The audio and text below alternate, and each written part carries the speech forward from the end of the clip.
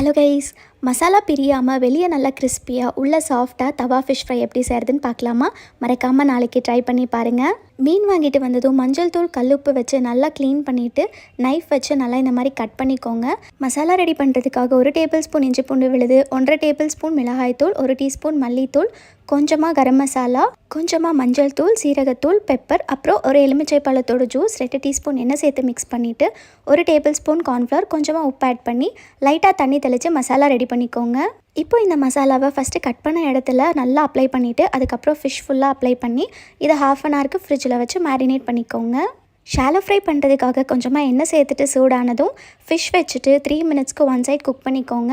3 நிமிஷத்துக்கு அப்புறம் இன்னொரு சைட் திருப்பிட்டு இந்த சைடும் 3 மினிட்ஸ்க்கு குக் பண்ணி எடுத்திங்கன்னா மசாலா ஊதுறாமல் ஃபிஷ் ஃப்ரை சூப்பராக ரெடி ஆயிரும். இது அப்படியே எடுத்து கொஞ்சமாக லெமன் பிழிஞ்சு வெங்காயத்தை கூட வச்சு சாப்பிட்டிங்கன்னா டேஸ்ட் சூப்பராக இருக்கும். மறக்காமல் ட்ரை பண்ணி பாருங்கள். பாய்.